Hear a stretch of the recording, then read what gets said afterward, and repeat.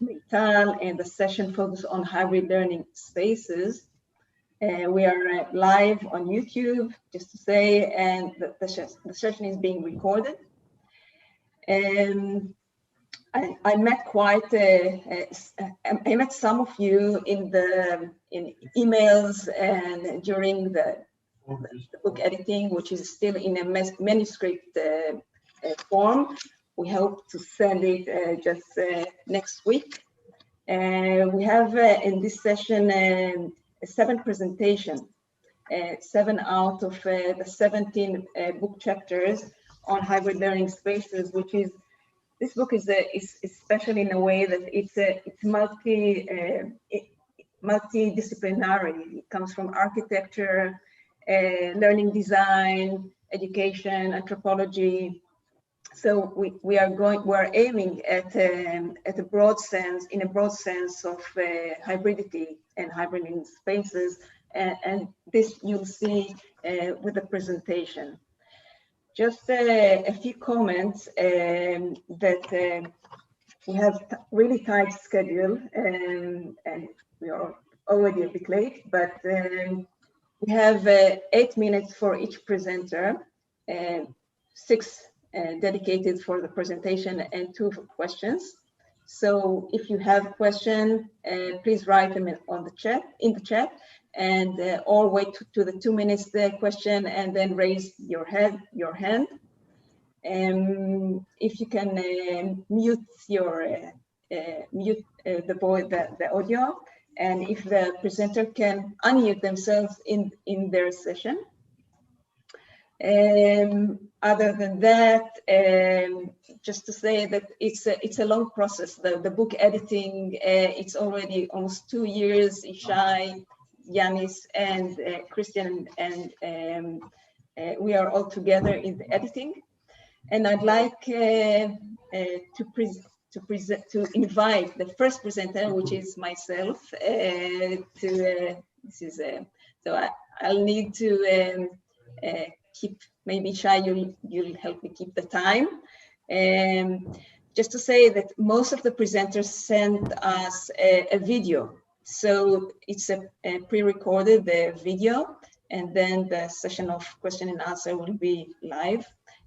Apart from, I think, John that is presenting live. So I'm presenting on behalf of Liat Eyal and myself. I'm the head of learning. This is just confusing. I'm the head of learning, innovation and design in the Kibbutzim College of Education. Liat Eyal, who is in another session in parallel, couldn't be here. She's from the Vinci College of Education. So you can play the video. We can't hear it, Ishai. Can you reshare it and press the audio? Sorry? We can't hear that. Voice. Okay, we knew this would happen. Wait a minute. Sorry.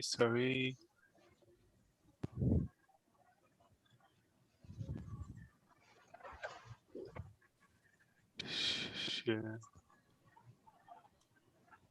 No, where do I thought I had the audio sharing on, and now.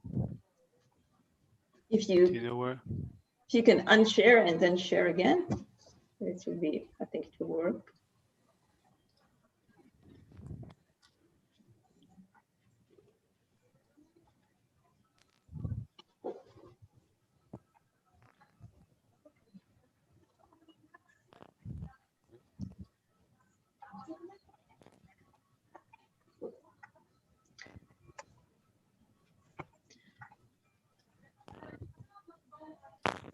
There. Okay, this time I think I have it right.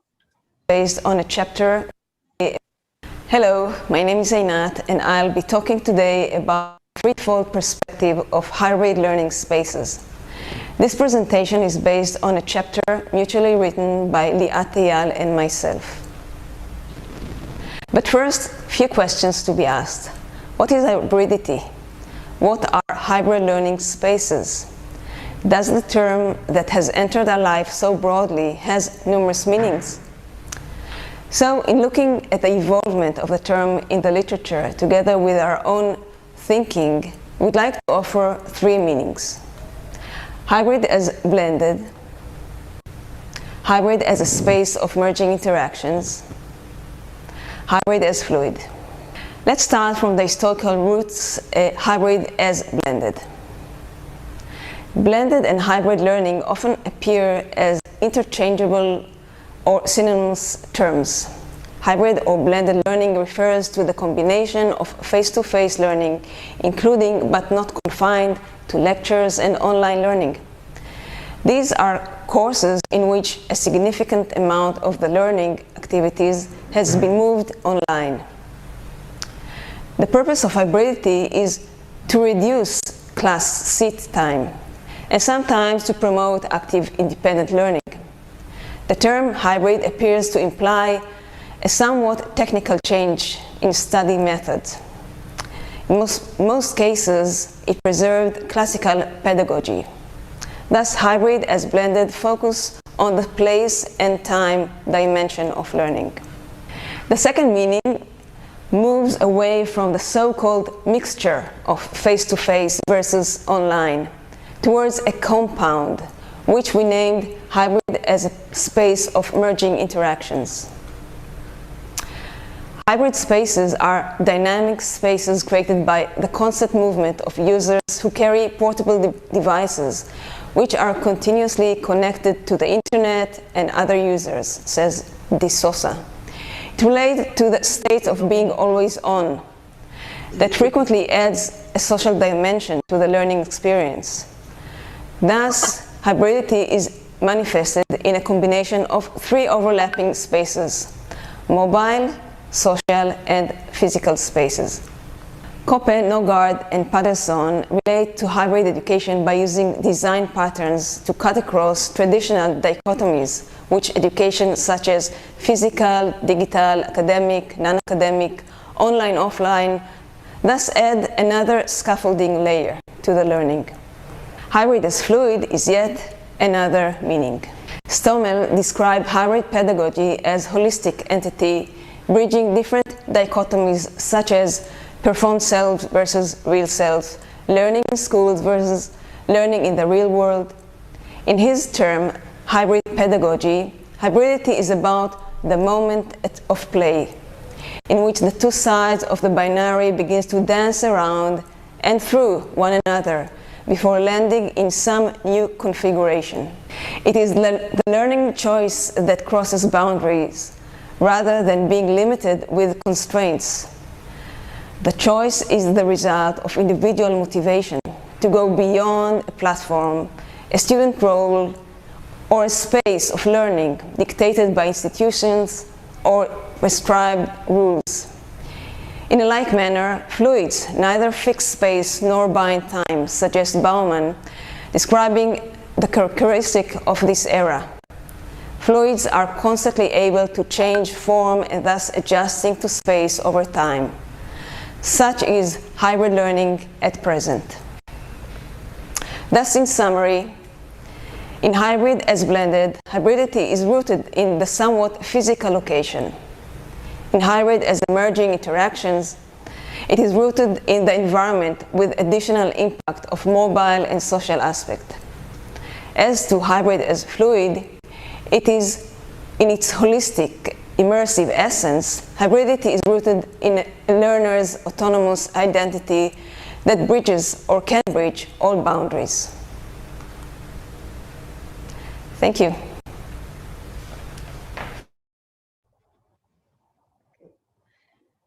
So if there are any questions, comments, please ask. I'm sure that you witnessed that my English is not as fluent as my Hebrew, but nevertheless, I managed to come across. So.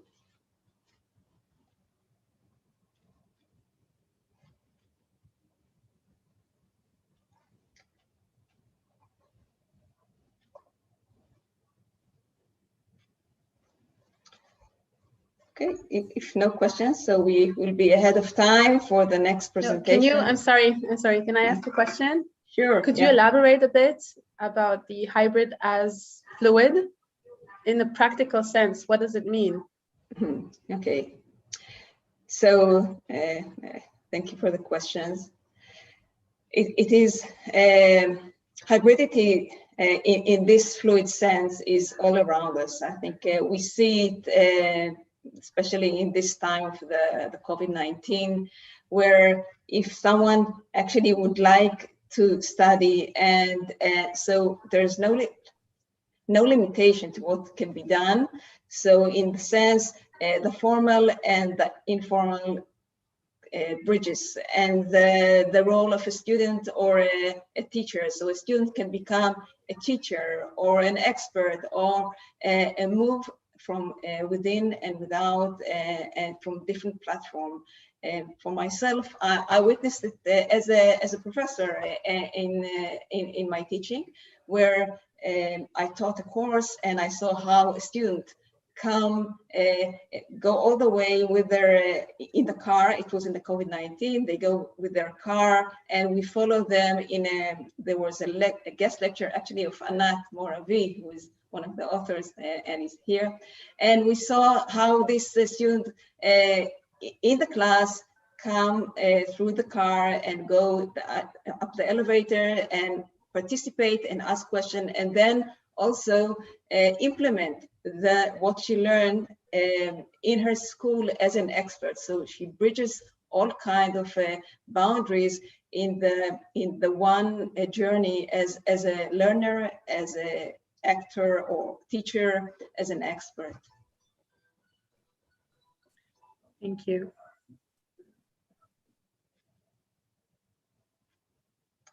Okay, so if there's no any other questions, we'll move to the second presentation of John Cook and Debbie Holly.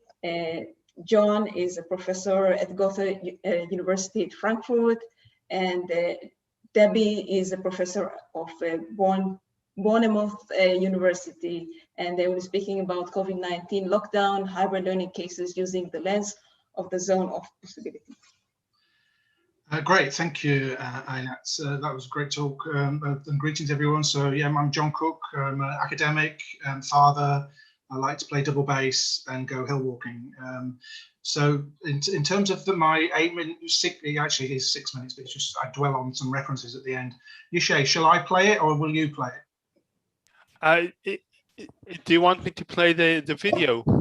Yeah, it's up to you. Is that the format? I've got it lined up if you want. Yeah, so go ahead if you're ready to yeah. then shoot.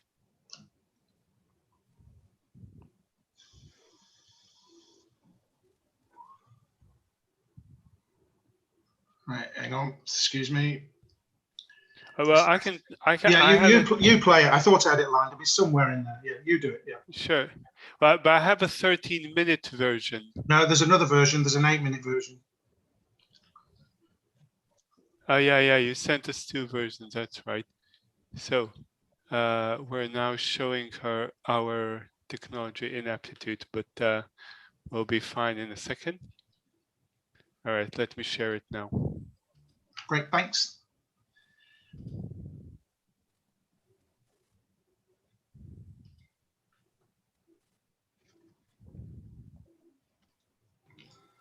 Hello, my name's John, and I'm presenting a talk on COVID lockdown, hybrid learning cases using the lens of zone of possibility.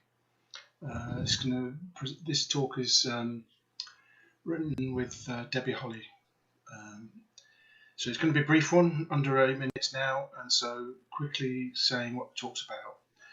We looked at the concept called the zone of possibility, which I'll define in a minute, and we frame our hybrid learning space pedagogy through 3 cases, which are listed there. The research question that drove us was in the context of hybrid learning spaces, how can the design process and design thinking advance or bridge successful communication and an understanding of the social context in us all? So these are the key concepts I need to get across to you. We positioned our work along the two axes of pedagogical theory and practice. We looked at implications derived from these three diverse case studies that were came about through the lockdown in the COVID pandemic. Used an educational design research paradigm to drive us. And so a zone of possibility is a place where individuals can overcome the constraints of expectations and power structures to effect desired change. And in terms of hybrid learning spaces, we looked at the contrast between formal and informal learning, the physical, the digital. Key concepts, again, space and place, and I'll talk about this in the conclusions, interpenetration. We were particularly interested in bridging, e.g. where a tutor is putting a student in a study group so that we can get the best out of the circumstances in a way that they couldn't get out of things normally. The first case study was Bristol Jazz Workshop, and this was an informal learning in the community, involved about 10 participants, and I acted as the observer and the participant. I'm a double bass player as well, so I was involved in that. There's music in the slides and the paper, which I'll give the link to at the end, which you could listen to. The second case study was at Goethe University Frankfurt, where I'm a tutor. Students, I teach 4 courses, short courses every year. Students went online, and when COVID hit with me, we used on this occasion Adobe Connect. So there were formal learning, 12 participants were in the face-to-face in 2019, and 7 participants fully online in 2020, and I compared the two in the case study. It was looking at digital learning,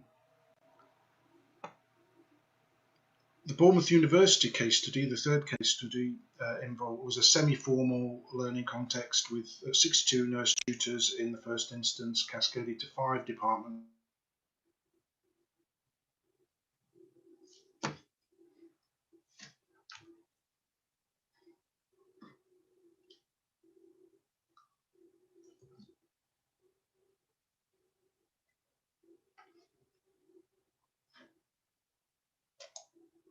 Through them, but in particular I'm going to go through these now a bit at a slower pace to try and tease out what we found. First of all, we improved our meta design principle using a template based on work I've done with Yashay Moore in Cook et al. 2020, the references at the end of these slides.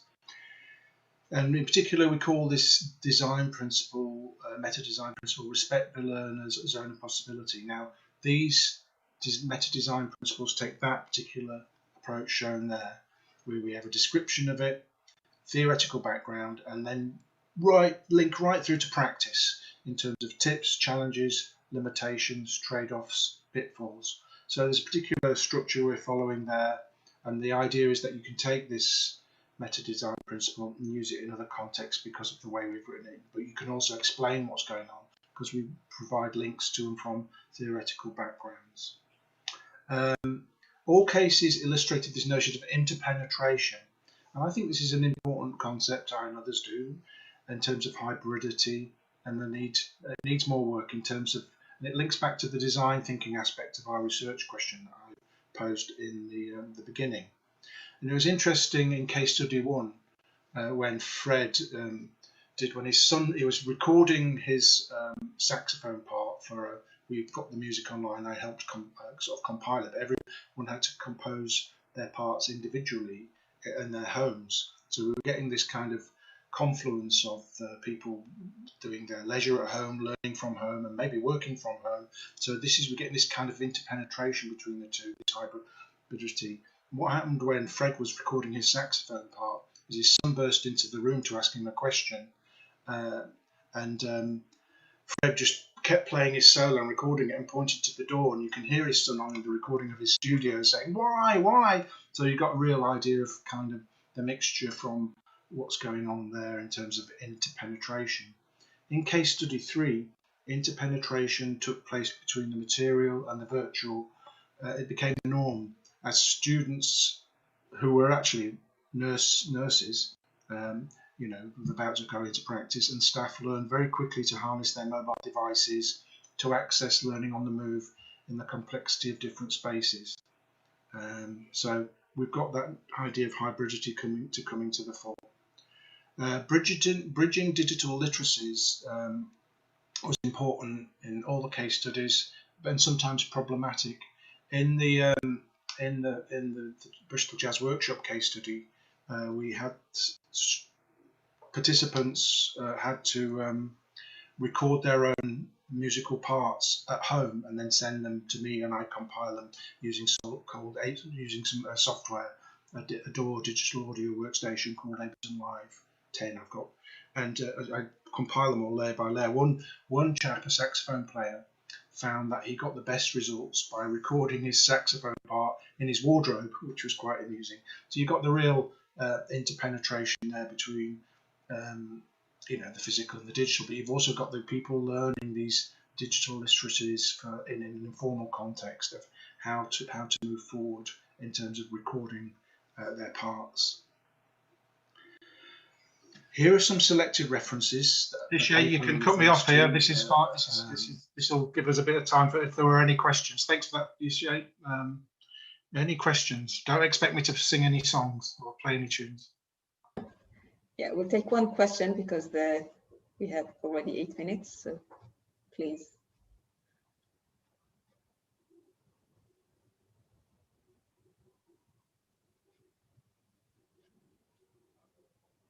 I mean, if you do think of anything, do feel free to put it in the chat. Otherwise, if we're a bit behind, happy to move on.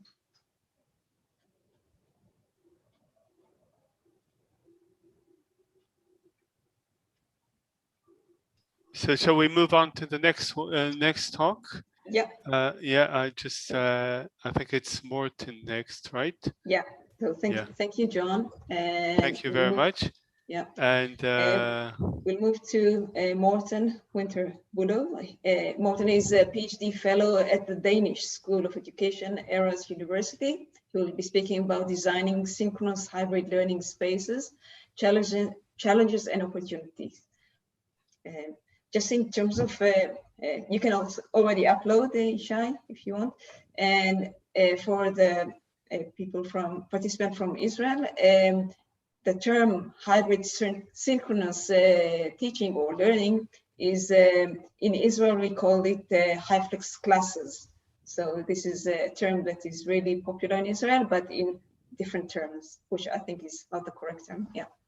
Thank you. Synchronous hybrid learning spaces can be designed in many ways. This illustrates what might be the most straightforward type. A student takes part in formal learning where part of the group is present in the same classroom while she joins in online using a fellow student's computer. In this presentation, I'm going to share the results from our research on how does synchronous hybrid teaching challenge and support the learning whole, seen as the combination of the set design, the social design, and the epistemic design dimensions. By doing that, I hope that I'll be able to contribute to the formulation of principles supporting innovative, activity-centered learning design principles. To answer the question, I've conducted a review focusing on research published in the period from 2019 until early 2021. And to triangulate the findings in the review and to update them, I've conducted an analysis of Danish college teachers' written reflections during the transformations made necessary by the COVID-19 crisis. My claim is that hybrid synchronous teaching and learning is both possible and that it entails several significant benefits if designed taking all designable dimensions into consideration. My motivation for investigating the potentials of these types of hybrid learning spaces stems from a paradox with both practical and theoretical dimensions. You see, before the COVID crisis, our knowledge of the possibilities and limitation of synchronous hybrid teaching was based mainly on analysis of specially designed courses conducted by researchers and exclusively appointed faculty, and most of the existing literature was still exploratory in nature. As analyzed, Race and others concluded in their comprehensive study of the research done in a period from 2003 until 2017, the research was still in its infancy. Despite that, the research was summarized on a positive note, saying that all studies provide cautious optimism about synchronous hybrid learning, which creates a more flexible, engaging learning environment compared with fully online or fully on-site instruction. Quite contrary to these findings, one of the prominent voices in the Danish debate about the potential expansion of the use of synchronous hybrid teaching concluded that hybrid teaching is impossible. This critical and rejective conclusion was empirically supported in my own analysis of teachers' written reflections collected via the National Danish Teachers Training Program in 2020. Even when a large proportion of the students participated online, the tasks and the social organizations were not, and I mean hereby the teachers, were not systematically adjusted to the new and hybrid learning space. The hybridization seemed very theoretical and difficult to handle for most of the teachers and lecturers. These experiences were documented worldwide, and the research documented also new patterns of challenges and possibilities.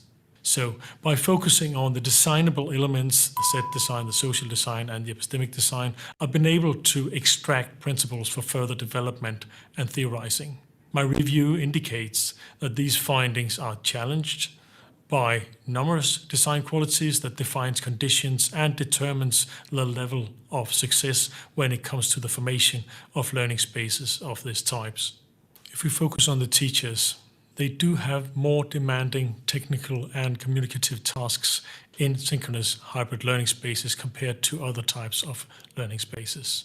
The distribution of responsibility connected to the tasks need to be adjusted and thought through accordingly to the relevant set design and the social design. So designing for hybrid learning in synchronous learning spaces is possible, but studies shows that the outcome is challenged by the qualities of the design of the learning space, this multifaceted interplay of the social, physical, and epistemic dimensions. The social design would optimally support the epistemic design dimension by reducing the complexity. So all three designable elements or dimensions depend on the allocation of time and of knowledge performed by the teaching staff and the students in collaboration.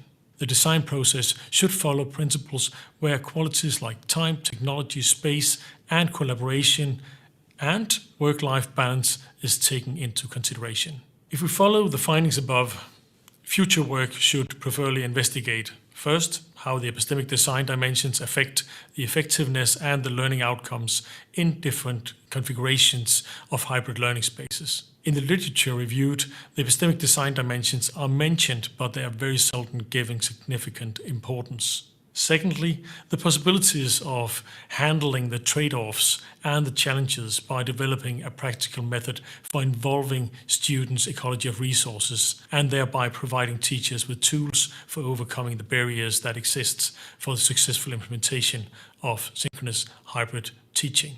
As far as I can see, to overcome these barriers for successful innovation and implementation that I identified, we need a better understanding of the possibilities of involving learners' agency, supported by learning designs that enables teachers to gain insight into the students' zone of possibilities. This vision is illustrated in this figure, which shows a draft for a context-sensitive, activity-centered design framework supported by the dimensions of ecology of resources. So hybrid learning spaces offer huge possibilities if designed well. Thank you. I'm looking forward to your comments and your questions. Synchronous. Thank you, Morten, with a beautiful video. We need to learn from you how to create such a good presentation. Give a hybrid course soon. Yeah, I'm signed. Questions, please, to Morten.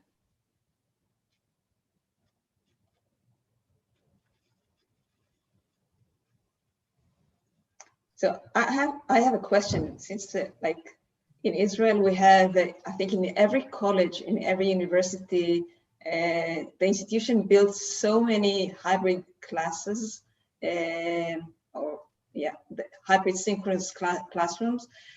What are the, like in terms of technology, did you find that like some technology help to simulate or to support the design and the processes in it? Yes, indeed. I found that there's so many configurations also when it comes to the set design. And one thing is, for example, a minor thing is the direction of the teacher. Which direction does the teacher look, or the vision, so to speak, and also how to use the students' own computers as, let's say, to let the student who is actually still being at home participating in group work all the time. So there's a lot of flexibility when it comes to the technological setup. Right. Thank you. Thank you very much.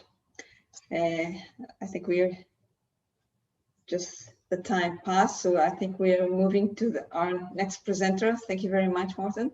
Our next presentation is brought by Mariano Velamazan. Did I say it correctly? Okay, and together with Patricia Santos and Divinia Hernandez.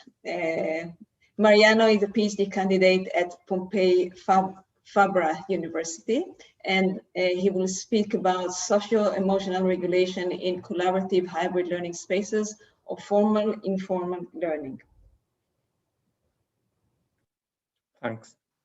Being able to maintain a productive collaboration atmosphere in a group is a key skill that improves the performance of teams of young students.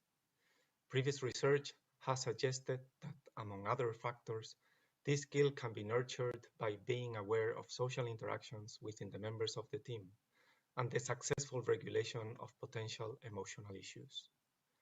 In this chapter, we ask ourselves how social-emotional regulation has been tested within the use of technology and what would be needed to further investigate to integrate this research into hybrid learning spaces. To begin with, we analyzed the literature about social-emotional interactions and regulation and the research tools designed to support those processes. Social interactions have been studied extensively by Kreyens and Kirchner.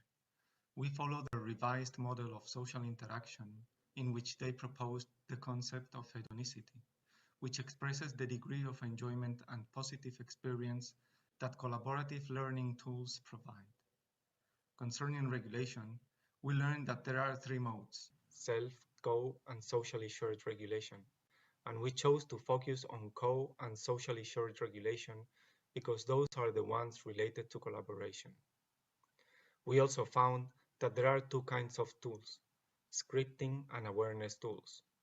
We decided to focus on awareness tools because a central concern of our research is giving agency to students. If we want to foster students' agency, using scripting tools that somehow provide steps to follow is a contradiction. As a result of our analysis, we noticed that the literature observed and studied groups only in formal settings, and that the tools were used in specific moments predefined by researchers, and not when needed during the natural flow of collaboration. Secondly, we problematized that socio-emotional regulation is potentially more challenging in hybrid contexts where formal and informal learning are mixed, and issues may unfold at any time and more easily when there is no teacher supervision. In order to support and illustrate this problematization, we present the results of observation and questionnaires we carried out in a physically sited math gymkhana. This math gymkhana is an outdoor game where 15-year-old students must use clues and riddles to find and solve math problems that have been created by a teacher and have been located throughout the streets of one of the city's neighborhoods. In this gymkhana, the space is not just a container of the activity, but a fundamental part of the task that has to be accomplished, because the problems refer to specific objects and places of the street. It is also important to highlight that the groups work on their own and teachers neither help nor supervise the groups. For example, we present the case of a girl who had an idea to solve one of the math word problems. She tried to explain it to the rest of the group, but she was not very self-confident, had a low self-esteem, and the rest of the group had a diminishing opinion of her. As a result of all this, she ended up discarding her contribution as nonsense, and the group lost the opportunity to learn and solve the task. As a conclusion, we discussed that there is a need to further investigate these contexts in order to better design tools that help students be aware and improve their regulatory skills in hybrid learning spaces.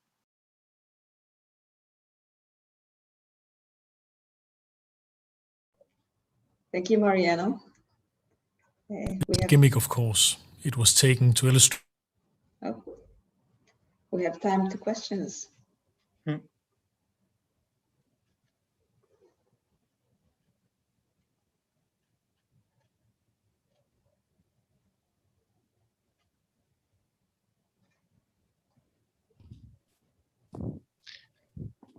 So, I wonder, Mariano, because you raise a question about whether hybridity is different per different subject subject topics, and I wonder if this is something that you thought of in the context of your research, whether the case that you described, whether it was you saw something there that was specific to mathematics, or I mean, you talk about social emotional regulation, and for instance, I know that there's an issue with a gender issue in teaching mathematics. So does this intersect with the hybridity, and in what ways? No, I was curious when I saw Morten's video, and it's something that I've been also thinking about it myself, because I think hybridity is a great idea, but it may not work the same way depending on what you are trying to teach or what you are trying to learn. So maybe, but that's something that I have been personally thinking about it, and how that could be, how could we find like a way to do it? But I don't know, it was just a question just to open a little bit of a discussion if you had thought about it. I have asked that question myself, but I don't have a clear view. I just have like an intuition that there is something we have to find out somehow, or explore at least. Possibly this is a question for a longer discussion, Ishai and Mariano. So maybe we can delay to the discussion at the end. Otherwise, we'll prolong this presentation. Okay.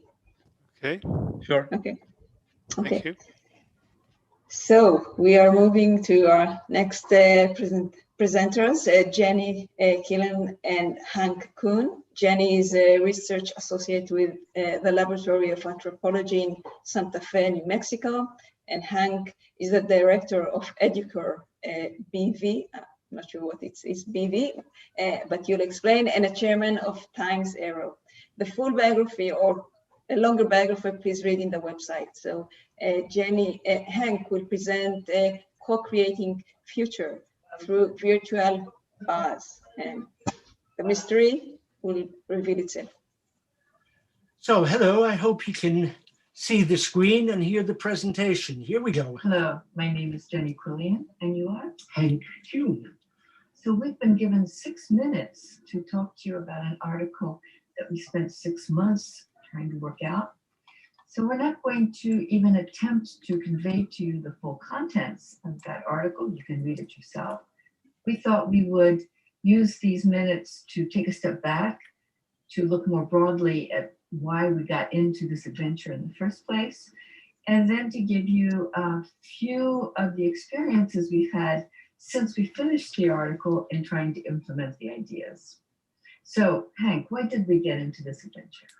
Well, we realized during the COVID-19 lockdowns that we're going to have to spend much more time online or in hybrid environments, whether it's for learning or for innovation or for co-creating virtual futures in BA. And we know that with some of the primitive technologies which are at our disposal now, we can't really get a powerful experience. So we wanted to consider what could be changed in order to make for a much more attractive and effective experience. So to do that, we went to defamiliarization, that is trying to take familiar things and think about them differently. It's a standard problem in design. When we have something that we know well and we move to a very different kind of situation, we tend to bring the past inappropriately with us. So the first cars were literally called horseless carriage, and we took away the horse and kept the rest pretty much the same. When we were experimenting with early aviation, the first idea was to make big wings and flap them. We did eventually figure out airplanes, but it wasn't by flapping great big wings. We had to think afresh. So Hank and I turned to Japan, to Japanese vocabulary, which cuts up the world in a different way, comes from a different source. We said, what happens if we try to use a new vocabulary to think about things? So we looked at the Japanese vocabulary that has to do with shape and rhythm and harmony and form, and see where that took us. So if you like, I'll go ahead and give one example. Do that, yeah. So rhythm.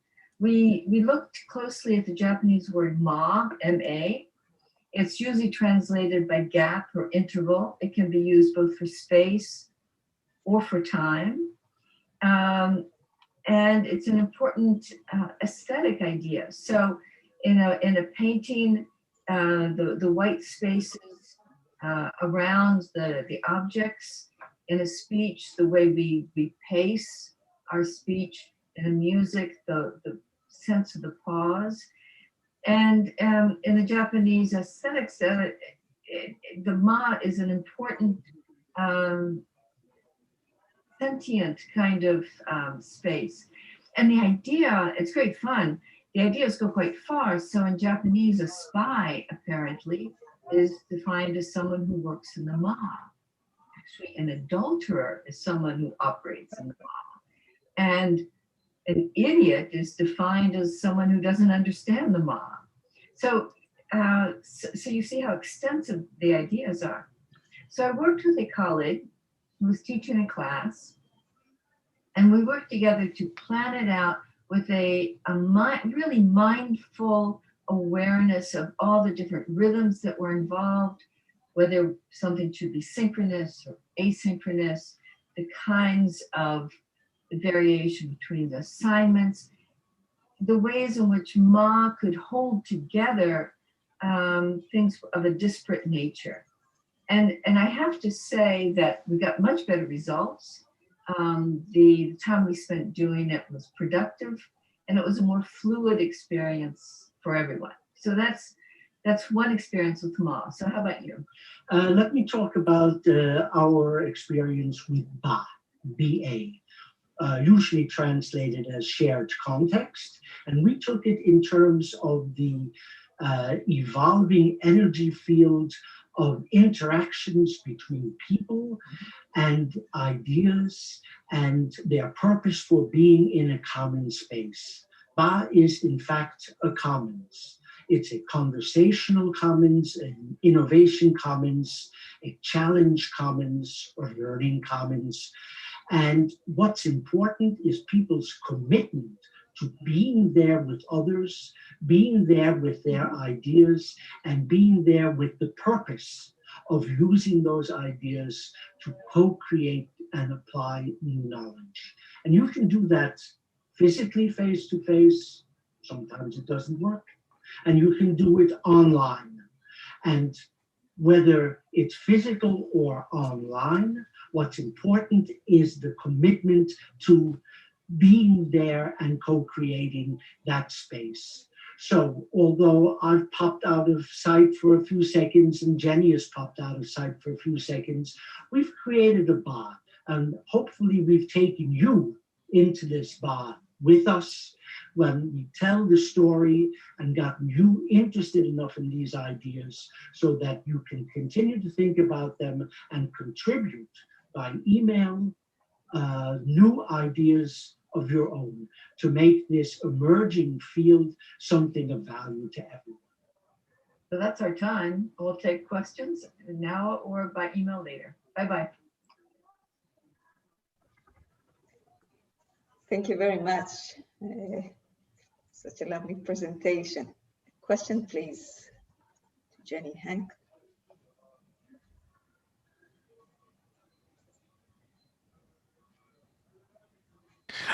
I, for one, will need time to kind of bridge the vocabularies, you know, between the sort of scientific jargon that we're so entrenched with, and, you know, where we've heard the zone of possibility and ecology of resources and signature pedagogies and, you know, epistemics, and then you bring us these, you know, ma and ba and concepts that you said, well, it's usually translated as, but it's not really, right? Yeah, I think these things aren't, it's almost impossible to really translate them. So I think we'll need to kind of experience these concepts a bit more to see how they intersect with our vocabulary and challenge it. So thank you. Yeah, and read the chapter, of course, which the preprint will be in the website. Yeah, thank you very much. So we are moving to our next presenter, Anat Moravi and Lenny Scott Weber. Anat is an experienced architect and a researcher, former from the Illinois Tech. And Dr. Lenny Scott Weber is an author, keynote speaker, global consultant, and a pioneer in environment behavior research for educational practices. Anat will speak about creativity flourishes using hybrid spaces patterns. Hello, everybody, and thank you for joining. My name is Anat Moravi, and I will introduce Chapter 13, Creativity Flourishes Using Hybrid Space Patterns. Just a small note that Chapter 13 is part of a copyright PhD dissertation. Current architectural education design solutions are challenged by recent multiple cultural and educational paradigms shifts and the emphasis on collaboration and participatory creativity. This chapter aims to present a new relationship between architecture, learning, and creativity by introducing hybrid patterns of architectural affordances supporting creativity. Today, changes are slowly moving from passive and controlling solutions in the traditional settings to a more active and transformative solutions. The COVID-19 pandemic has amplified our awareness of how we learn and teach and expanded the meaning of the where. The definition of space becomes broader and more hybrid. Current research indicates that space design can support and empower the present changes, offering more active learning and student-centered approaches. We see two main qualities in new learning environments today: the development of informal spaces between the typical classrooms, and the idea of visibility of learning empowered by visual relations. This chapter, though, sheds light on ways for those new architecture solutions to support the contemporary understanding about creativity. According to Montori and Donnelly, creativity is fundamental and evolving from contradictory performances as order and disorder rigor and imagination, hard work and play, solitude and interactions and sharing. The critical tension between those contrasts suggests that creativity emerges on the edge of chaos, while related to navigation between people, knowledge, and ideas. Therefore, this research was aimed to explore how architectural affordances can support those ideas. Technique number one includes content analysis of 16 awarded and known learning-driven environments from kindergarten to corporate offices. Two major patterns of contradictory experiences were found among all examples. The formal, the blue, close defined with fixed solutions, and the informal, the turquoise, which was more open, visible, and movable with movable solutions. Post-occupancy evaluation was the second main technique, including surveys, interviews, and observations of an awarded innovation center at IIT Chicago, Illinois. Finding indicates that hybrid spatial affordances as privacy versus public, concrete versus abstract, and the culture of convergent versus the culture of divergent are important affordances supporting the creative process. Therefore, insight number one suggests options moving from private to more public affordances and providing more shades between those conditions and by different levels of visual and audio connections, supporting conditions between separating and connecting. The next category is the strong cues, fixed and suggesting behaviors on the left, and the low cues on the right represent abstract settings, informal, movable, supporting more ad hoc, messy, dynamic, and active learning activities. It is suggested that all regions become between passive and active spaces with different degrees of flexibility and architecture qualities are important to support collaborative creativity among individuals and teams and provide more choices and control. The third category represents hybrid cultures, and it is related to the convergent spaces performing as anchors versus divergent spaces that act as network system associated with current social and educational discussions. Learning-driven spaces hosting creativity should be based on those two situational hybrid cultures representing two modes of thinking essential for creativity. Those hybrid culture comprise from an unplanned divergent spaces support a network of creative flow between ideas, people, and knowledge by flex, fluid, and free affordances, and a network of planned convergent spaces anchoring and consolidating those creative thoughts and process by fixed anchors. Evidence indicates that positive effects of space on learning and creativity may grow when space offers hybrid affordances supporting different learning cultures and learning behaviors. The system of hybrid architectural patterns then becomes an empowering tool for all users. More in chapter 13, we would like to thank you on behalf of Lanny Scott Weber and myself.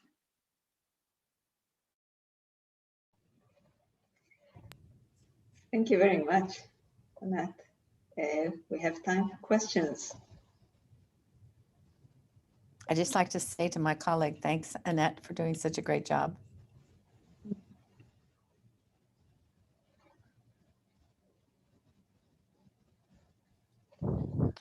Yes, again, I think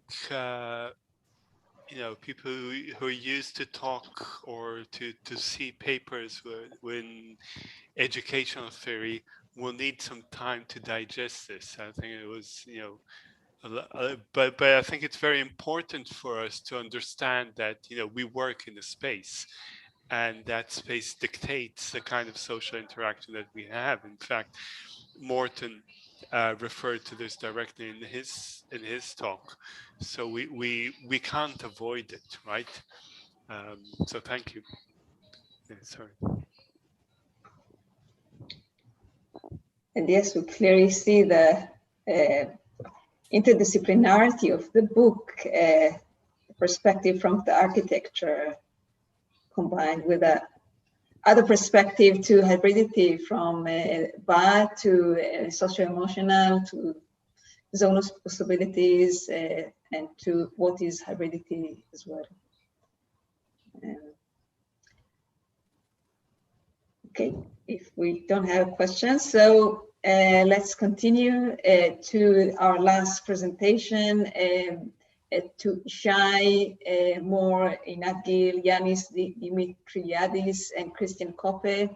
Ishai will present. Ishai is a senior consultant and researcher exploring innovative ways of using technology to promote quality education. And he'll present the last chapter of the book, The Forward Looking. Right, and so thank you. I'll try to keep this quite short.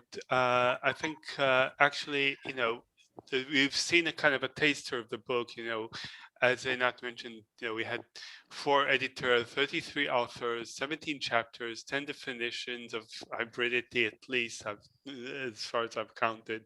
You've heard 7 presentations of sample of the chapters, and then you think, okay, what do I do in this? What do I take for this and I can actually put into practice tomorrow?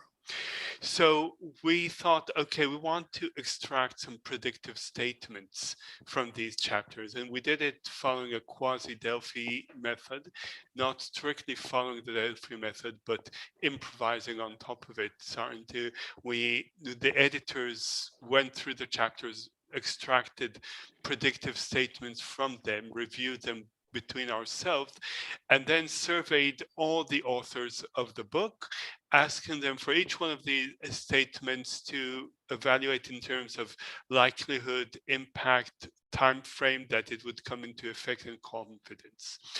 If we could, we would refine and repeat this process, but the book has to go to press at some point, so we kind of show just the initial results. And this is just an example of one of the pages in the survey that we sent. So we had the statement and then the Likert scales and places for comments. So this is one of the first predictions that came up, and it says that hybrid is now the new normal, but also enables the new supernormal. Actually, we're all so engaged in hybrid teaching that pretty soon we'll stop calling it hybrid. That will be teaching.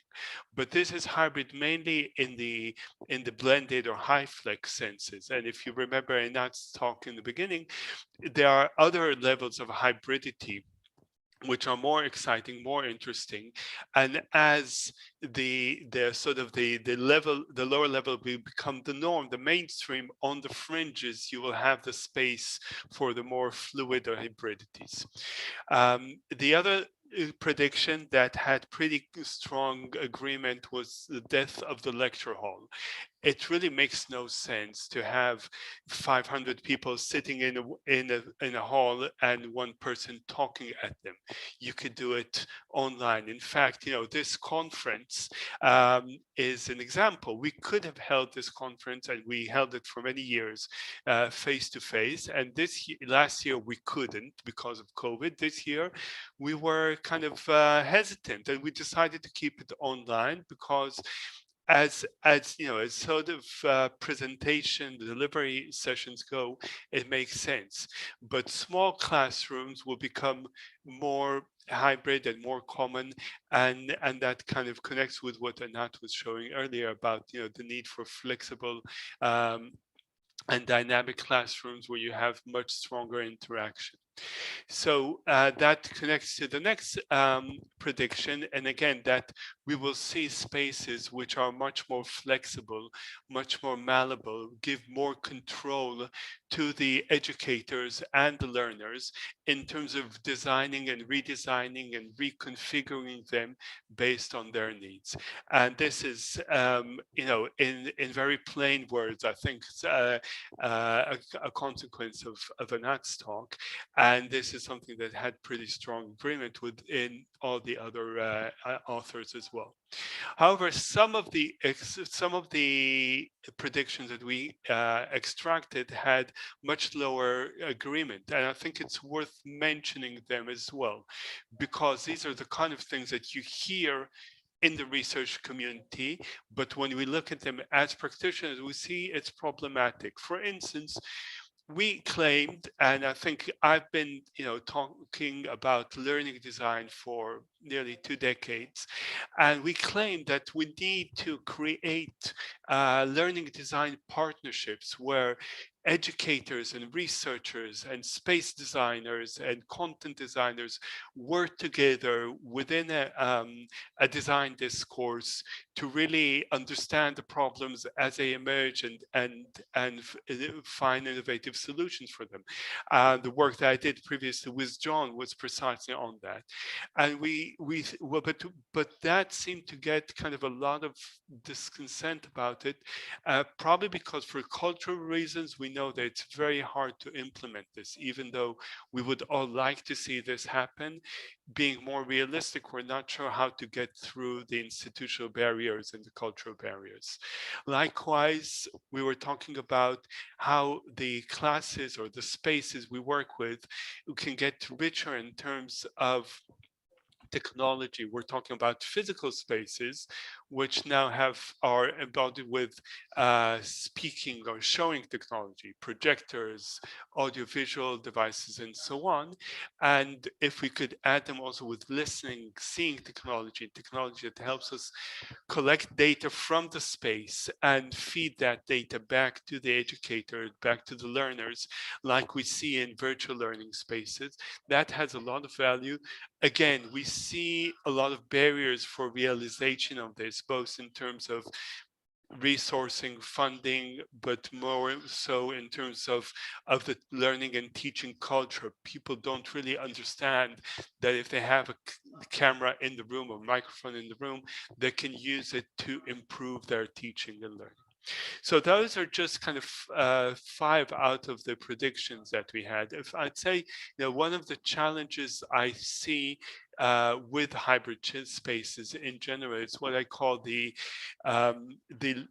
challenge in terms of sense of space, where I say space in terms of first what I call spatial text. The space, it's a physical space, is a text that we read. And again, if you think about the diagrams that are not showed, when you see a room that's configured in a certain way, you immediately induce the social practices that will be embodied in that space. And in hybrid or virtual spaces, we don't have that reading. We don't know how to behave because the space is elusive. We don't have the possibility to diagnose, to understand. If we were sitting in the same room, I would see your eyes and I would see if you're nodding off or you're looking at me fascinated by my talk. Here, I don't have it. The other thing is it's harder to foster participation. And again, we've seen it in this session as well. It's harder to foster collaborative work. It's harder to maintain engagement. So all of these are, I think, key challenges that we will need to address in the future. That's it for me, and I think we have a few minutes left for an open discussion. So, Einat, I'll return the session to you. Okay, and first question to you, Ishai. If there are questions to this chapter, the presentation of Ishai, please do. Yeah, thanks. That's really interesting. Thanks, Ishai. And in terms of, I like your acronym at the end, by the way. Prediction 3, learning design partnerships. You said there's some discontent. It's hard. Could you elaborate on what you've found out since we last worked together a couple of years ago in the UK, in Bristol? Nice part of the world is where I live. Can you elaborate on that a bit more? Has things been going on? Or not going on? Well, actually, if you think about the work that we did there and with I think Layers project, we put a lot of effort into creating that multi-log between different stakeholders Yeah. within a design discourse. And we managed to get that going because we put all that energy into it, but didn't manage to make it self-sustained, right? And if you think about the institutions in which we all work, it's very hard to instigate this kind of design level discourse. Yeah. Now, you know, I think Einat is now setting up a new center at her college, which is trying to get that to happen there. But you know, we've all been saying we need to talk design for many years, and people think we're talking about color choices, right? So you know, we need to I don't know, maybe nowadays there's more openness to thinking about, to talking design in general, and design thinking is something that people know about a bit more, but still, I think it's a challenge.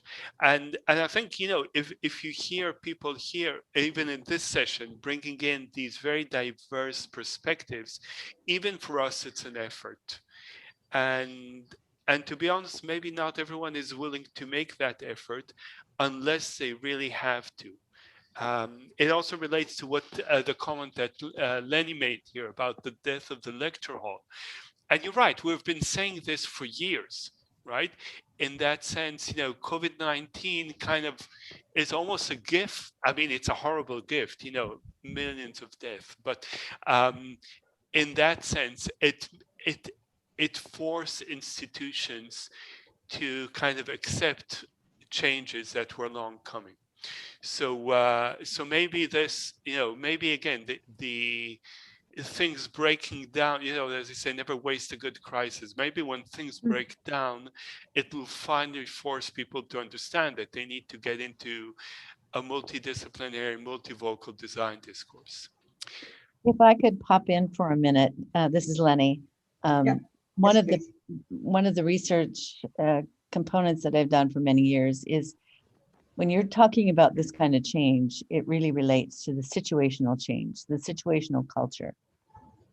And to your point that you were just talking about, unless you are on that site or in that district that is trying to move change, you have to kind of start from the bottom, the teacher classroom area, as well as you have to start from the administrative level and bring those situations and that culture together to understand what is the learning experience going to be here. How might we generate a hybrid connection? How might we generate a more engaged connection, more agile learning environment? And then what do those spatial clues add to that in order to be able to bring it to bear, to have some reality to what that new learning and advanced learning might be for both the student and the educator?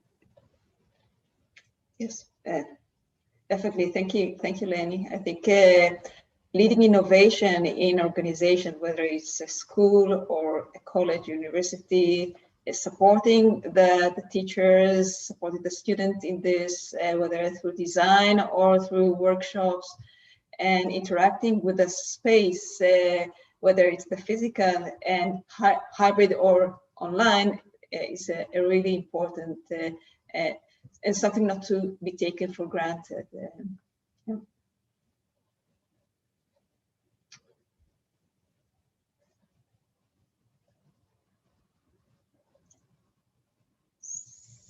So Shai, how we are on time? I think actually we are. I mean, officially we're over time. There's, you know, about 7 minutes until the next session starts. So you know, we should give people a quick break. But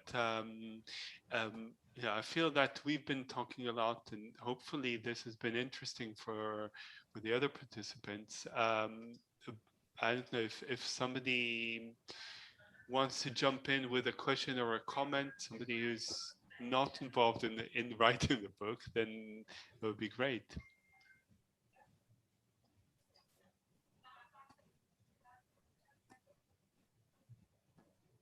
and I also put a question in terms of what do people take home, and so this is an important question for us all, also for the presenters, by the way.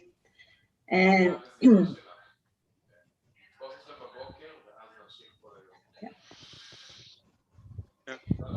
yeah. So well, I definitely take home that, even though I read the book as an editor, I think I need to now read it again. I think and it's interesting how just seeing the people on one frame, almost as if they were all in the same room, and suddenly you see all the connections between the chapters.